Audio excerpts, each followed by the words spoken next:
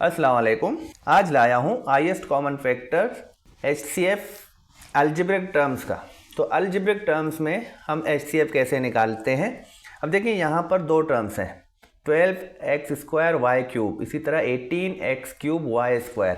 तो यहाँ पर वेरिएबल्स के अलग से पावर्स हैं और कोएफिशिएंट जो नंबर है कोएफिशिएंट ये भी यहाँ पर हैं। तो ऐसे में हमने हाईएस्ट कॉमन फैक्टर्स कैसे निकालना है, तो हम क्या करेंगे, जो हमारे नंबर हैं उनका हम अलग से फैक्टर्स निकालेंगे। तो जिस तरह फैक्टराइजिंग मेथड है हमारा, मैं 12 के फैक्टर निकालूंगा, 2 से डिवाइड करता हूं 6 टाइम तो 6 लिखूंगा। इसी तरह 2 से 6 को भी डिवाइड कर सकता हूं तो 3 टाइम, और 3 को 3 से डिवाइड करूंगा तो 1 टाइम। इसी तरह मैं 18 के फैक्टर निकालूंगा। तो 18 भी 2 से डिवाइड है, तो 18 2 से डिवाइड होगा तो 9 मिलेगा। अब 9 को 3 से डिवाइड करते हैं 3 टाइम, और 3 को 3 से 1 टाइम। तो इस तरह हमने दोनों के फैक्टर निकाले। तो अब ये हो गए दोनों के फैक्टर्स। 12 के और 18 के कॉमन फैक्टर लेंगे। यहाँ देखते हैं तो 2 × 2 × 3, ये 12 के फैक्टर्स हैं, और 18 के 2 × 3 × 3। तो अब यहाँ से हमने कॉमन फैक्टर लेने हैं, वो नंबर जो दोनों में मौजूद हो। तो यहाँ देखें तो ये 2 जो है दोनों में मौजूद है, और इसी तरह ये 3 जो है ये भी दोनों में मौजूद है। तो ये वाला 2 और ये वाला 3, तो हम 2 और 3 को मल्टीप्लाई करेंगे तो 6 आएगा। तो ये 6 जो है हमारा न्यूमेरिकल, जो नंबर वाले साइड के कोएफिशिएंट का जो HCF है वो 6 है। अब वेरिएबल्स का क्या करना है, तो वेरिएबल्स देखें तो दो ही वेरिएबल्स हैं, यहाँ पर x है और ये y है। तो दोनों साइडों में सेम वेरिएबल्स हैं, और यहाँ पर x 2 पावर में है, यहाँ पर x 3 पावर में है। तो इसका जो लोएस्ट पावर कौन सा है, 2 है। तो हम x को जिस तरह हमने 6 रखा, अब x का हम 2 पावर लेंगे। तो x यहाँ भी 2 टाइम मौजूद है और यहाँ 3 टाइम मौजूद है, तो कम से कम 2 टाइम दोनों में मौजूद है।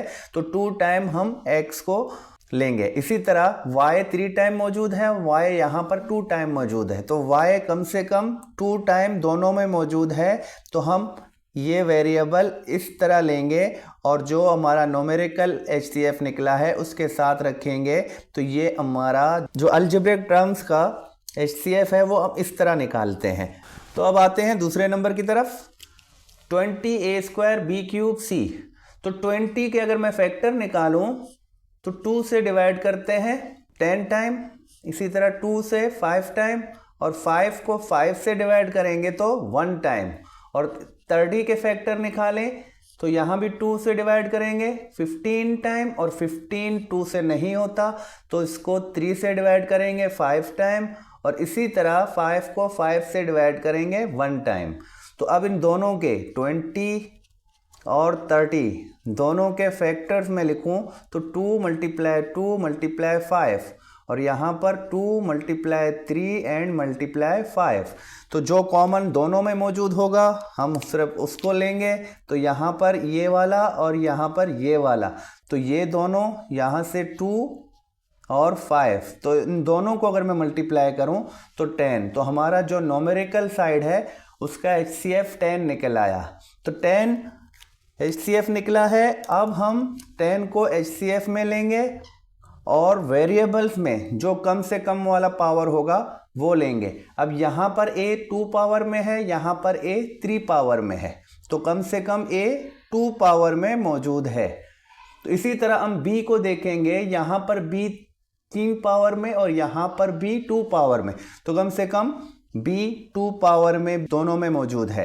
अब c यहाँ पर मौजूद है लेकिन यहाँ पर मौजूद नहीं है, तो c कॉमन नहीं है। तो हमारा जो HCF निकला वो हमारा 10a² b² निकला है, इन दोनों का HCF।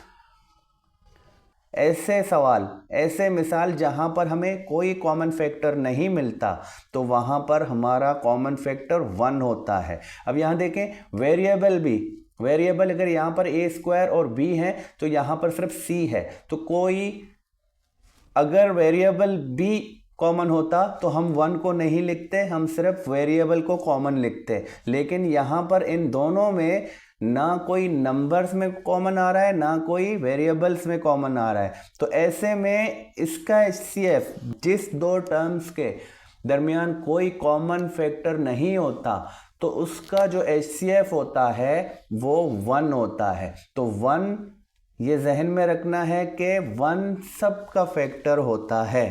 तो इसके कोई ऐसे कॉमन फैक्टर नहीं निकलते, तो उसका कॉमन फैक्टर क्या होता है? 1 होता है। तो नेक्स्ट वीडियो तक खुदा हाफिज़।